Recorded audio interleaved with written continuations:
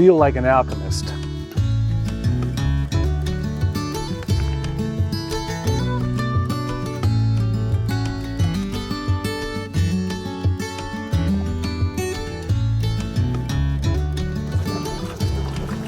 Okay, check it out. So many people, and boy, it just pleases me so much when you write to me and tell me, and you show me pictures of your compost piles and all the techniques you're using and how they're working out. But there's that other end of the spectrum too, where people are writing and saying, hey, it was going great, my compost was doing great, and now it's not. The number one reason, if you made a really, really good compost pile, and I'm going to show you what one looks like, if you made a really good pile and then you kept it for a couple of years and you're wondering why it's not so good, or it could have been a couple of months, especially in this heat, and maybe it's not any good anymore, it's not as good, we're going to talk about how you maintain it and make it even better as you go by. Now, here we are in the compost barn, and over here from Hiawassee Products, we got our Vermicomposting. Okay, it's off and running. I'll come to that in a minute. Over here, we got a compost pile that was done a while ago. I did a video on that one. And this one in the center is what I have left of the really, really, really awesome stuff that I did over the winter. Okay, it's coming to the end of it. Now, here we are over here. This is the one we're going to talk about today because it really, really, I'm going to tell you how we maintain it. Okay, first of all. Well, let's look at our temperature right off. Okay, I took this one out of the cage a little while back and it's right around 130, but it's been there for a few days. So technically, even though it looks like it, this is not compost yet. Until it comes down to ambient temperature like the other ones back here, that isn't compost. So I'm going to tell you what you need to do, and it is of profound importance to maintain that compost. But first, let me put on my protective gear. This is one of my piles. This stuff is curing. It's fantastic, okay? All I'm doing at this point, because first of all, I want to make sure it smells right. It smells like I'm in the middle of a forest. That's wonderful. It has that 70, you probably can't tell it so much because we're in this barn and we have limited lighting. It's got that 70% cocoa look to it, okay? And if you wonder, just grab a cocoa bar. Is it pretty darn close? Okay, that's good. Here is the area where everybody loses the battle. First of all, a lot of people don't have a compost barn where you can keep it out of the sun and maintain your moisture. But that is the number one place where people screw up. So I'm going to grab a hold of this and I'm going to squeeze it. Okay, you can't tell it so much, but there is, maybe if you get in a little bit closer, you can see that there's moisture coming out of the middle of my knuckles there, okay? This stuff is right on the money. Now, how do I maintain it? First of all, I've got a bunch of tarps here behind me. I took all the tarps off to make this video, but everything was covered in a tarp. So, I'm going to feel in a couple of different places and make sure that my moisture is good, but I know that it's right on point here. Let's go check my next one here. This is the really, really good stuff. So why is it so important to maintain that moisture? Because if you don't, this is why I say you have to maintain compost. If you don't maintain that moisture, then everything else, given time, will go to pot. Let's check this one. Yeah, it's almost okay. I'm squeezing it, and I can tell that it definitely needs moisture. So there's a bunch of different ways you can go about this. I'll check it in multiple spots, as I said. Over here, I can look at it. It won't even maintain in my hands, so I know that it's entirely too dry. Folks, 9 times out of 10, when you go buy this stuff in a lot of the places that sell it, first of all, I have yet to find a place that's selling it in bulk, or whether you go there and pick it up, I have yet, I'm not saying they don't exist, but I haven't seen it yet, where any of them maintain moisture. And plus, they got them open to the elements, where all of your beneficial stuff is getting Kentucky fried right out there in the sun, especially in this heat. Now, let's take a little trip over to our, this is a pile that's still developing. As you can see, it's still got some woodier material in it, and it's not quite a little bit of actinobacteria, not the end of the world. So I'm going to do the same thing here. And It's close, but no cigar. Now I'm going to go over here and check my Vermicompost. And like I said, folks, I mean, they're not paying me to say this, but if you ever need a worm bin, Hiwassee Products, I'm telling you, that's the place to go. Let's go ahead and feel it in here. Now, the moisture in here should be much, much higher because that's the way the worms, oh, sorry, worm, I didn't mean to squeeze you so much. You know, little baby worms up here that are doing their thing. So all of my awesome compost graduates to here, and then we run that screw through, and then down the bottom it falls. This thing, I mean, the cat's meow. So here's what we can do. If all you have is water, then you're off and running. I mean, absolutely no problem at all. If all you have, now, let me put one caveat in here. Do not, under any circumstance, use any chloridated, fluoridated, whatever water coming out of the tap unless it's treated. That's a whole nother video altogether, and I'm sure there's a number of others that showed you how to get that sort of thing out of there. Rainwater, if you have it, despite the fact that they're dropping stuff from the sky all the time, it's still going to be a little bit better. Anyway, I got choices here, but I got to maintain that moisture because, like I said, if you do not, it will all go to pot, and it'll happen quicker than you thought. This is the number one reason why people who make really good compost end up messing it up. Okay, other things.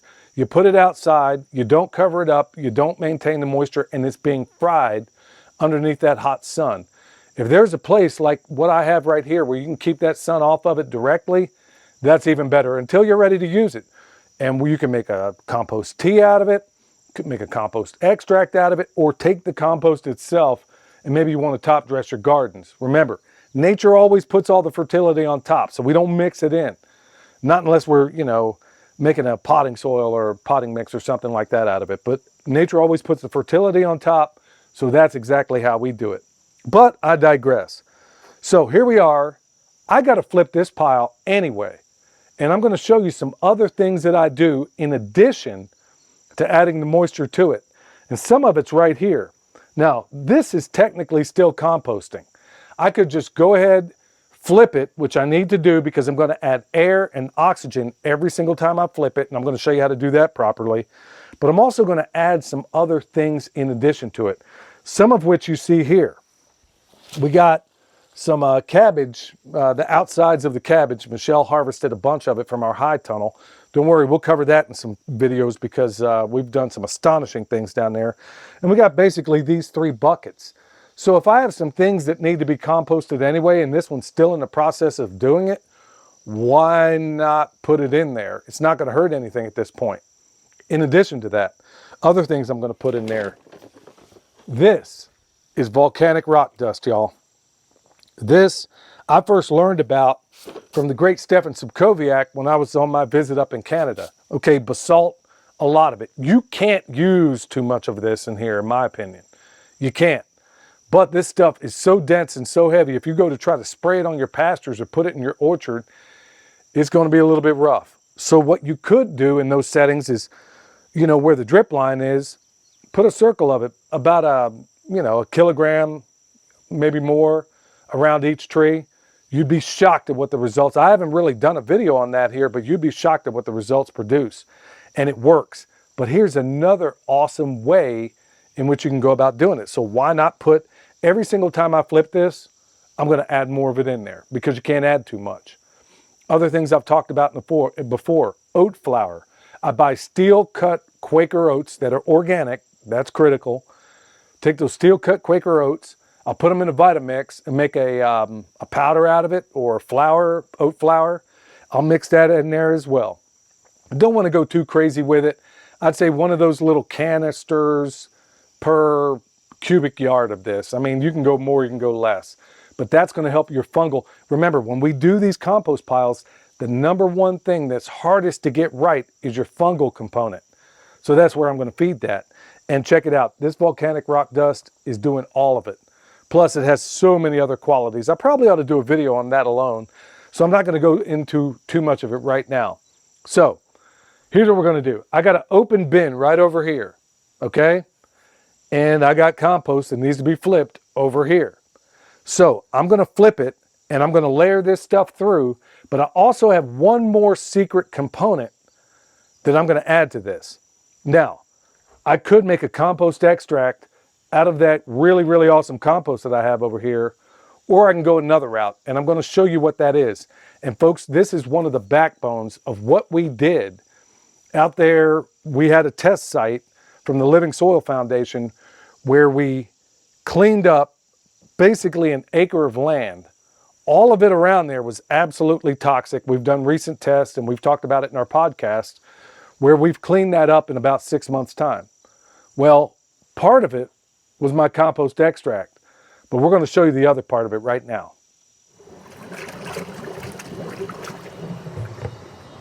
Alrighty, let's get down to brass tacks. A lot of people have been asking, and now I'm going to tell you.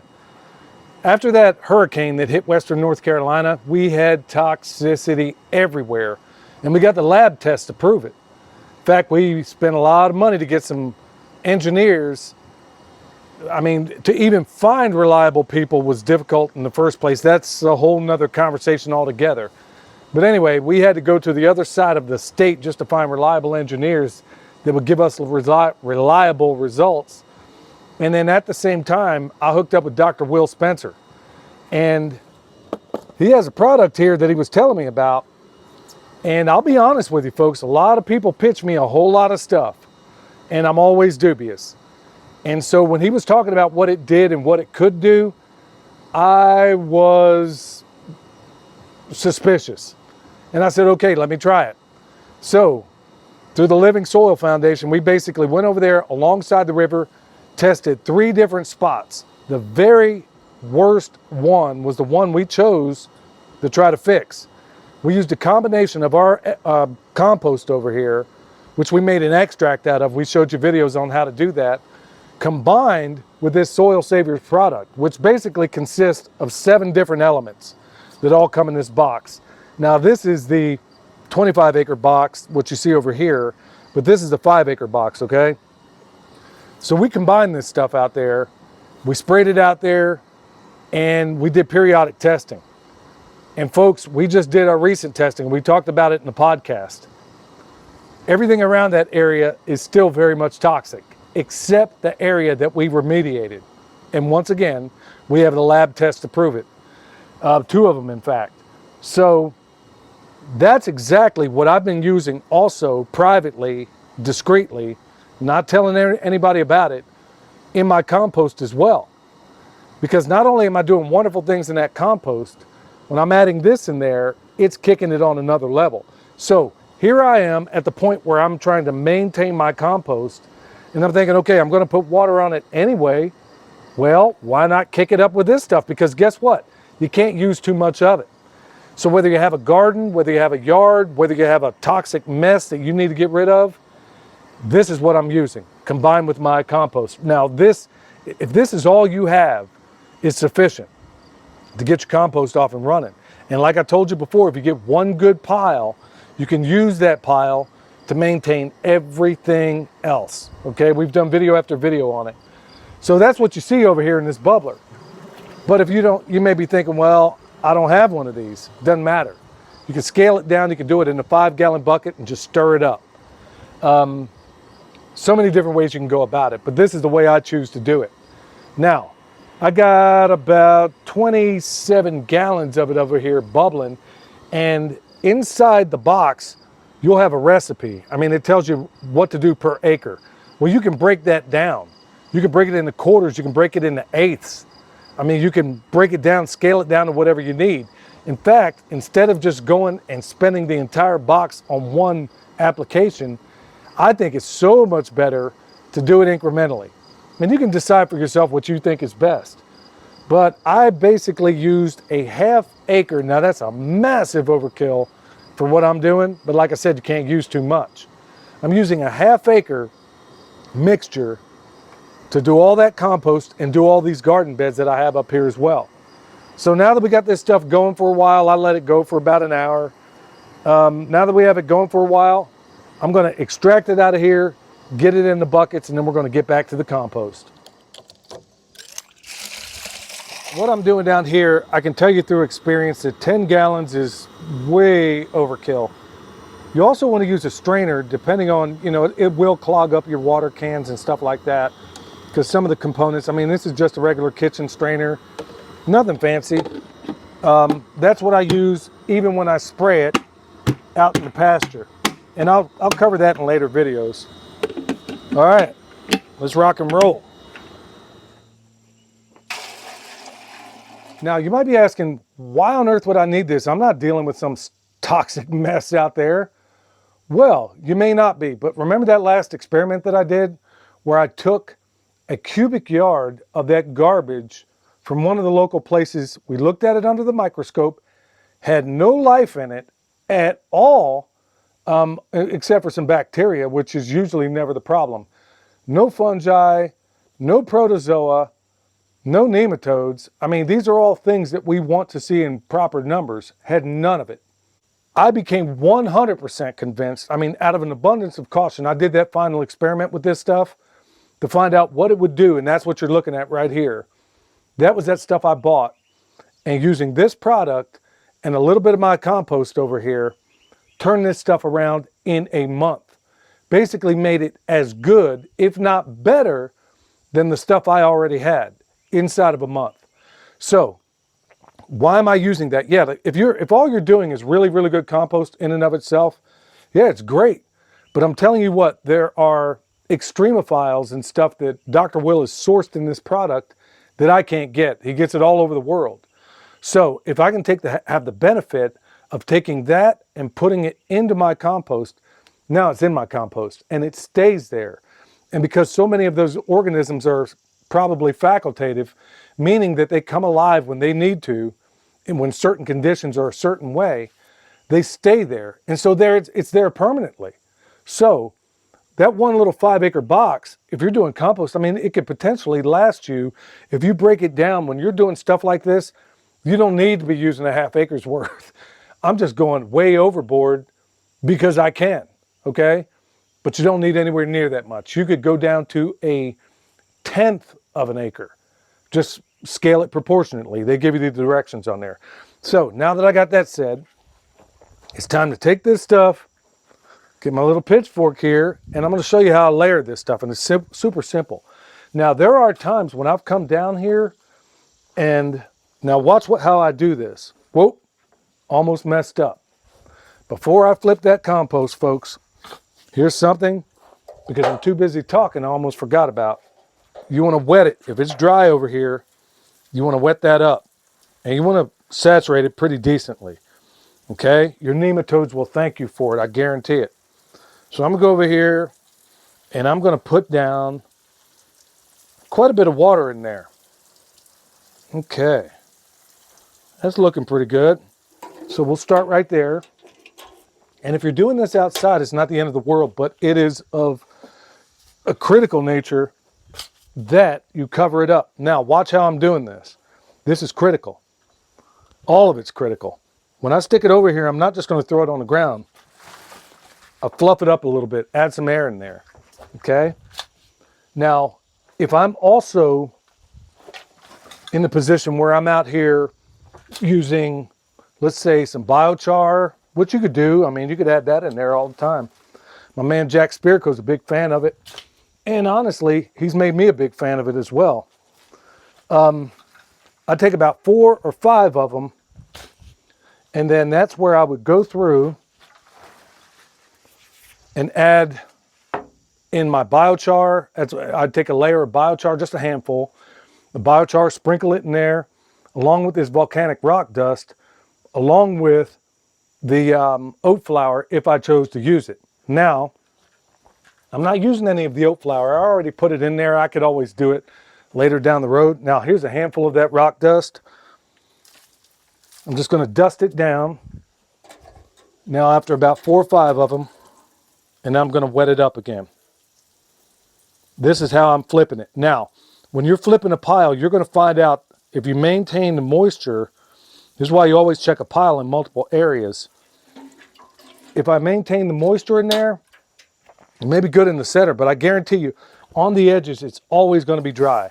So I'm starting with that area and putting it on the bottom and the center to make sure that everything gets in the middle of that pile.